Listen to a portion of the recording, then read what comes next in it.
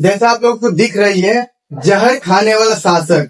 जी हाँ, इसके बारे में मैं आपको आज बताऊंगा कि हिस्ट्री में ऐसा कौन सा शासक हुआ जिसे रोज खाने में जहर दिया जाता था। तो मैं बात कर रहा हूँ चंद्रगुप्त मौर्य की। वीडियो आप लोग पूरा देखिएगा, अच्छा लगे तो अपने दोस्तों को भी शेयर करिएगा। हिस्ट्री नॉलेज के लिए मैं बताने जा रहा हूँ। चलिए वीडियो शुरू करते हैं।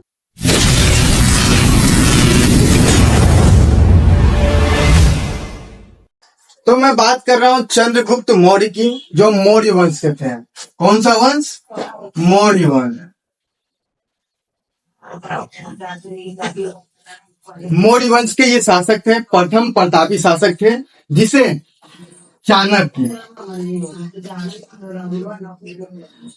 इसके गुरु थे। उन्होंने इसे एक प्रभावी शासक बनवाया।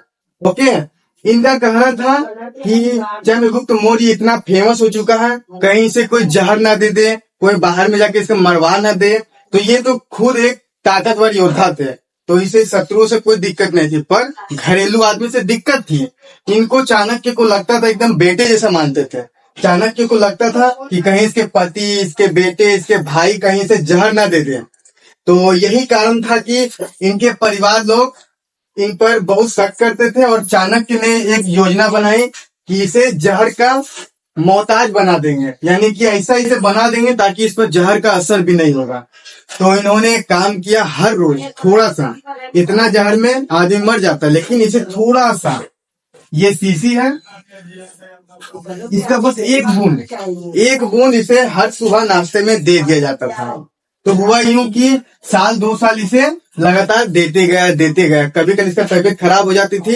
चाणक्य खुद एक गुरु थे, तो उसको ठीक कर देते थे, परंतु साल 2 साल बाद इनको अब विष में कोई असर नहीं होता था। धीरे धीरे इन्होंने 2 बूंद दिया, 3 बूंद दिया, अब इसे आधा भी दे देता है तो इसे कुछ नहीं होता था। तो इनका डर अब खत्म हो गया कि कोई अब इसे जहर भी दे तो भी इसे कुछ नहीं होगा। यही था हमारा टॉपिक, जहर खाने वाला शासक कौन था। अगर क्वेश्चन आते हैं यूपीएससी 12 लेवल ग्रेजुएशन में, सभी सेमेस्टर में आती है, तो आप लोग बोल सकते हो मौर्य वंश के शासक चंद्रगुप्त मौर्य, वो खाने में जहर लिया करते थे। एक समय की बात है, चाणक्य ने इनको दिया खाने में जहर। हुआ यूं कि उस समय इनकी पत्नी भी साथ में खाने बैठ गए। 2 साल बाद की कहानी में बता रहा हूँ। उनकी पत्नी खाने बैठ गए, तो जहर का उसको तो आदत नहीं था, उसकी पत्नी को, तो गलती से इनका खाना उसकी पत्नी खा ली थी। ठीक है, उस समय उसके पत्नी के गर्भ में, ठीक है, गर्भ में बच्चा था। आप लोगों को पता होगा चंद्रगुप्त मौर्य का बेटा का नाम बिंदुसार।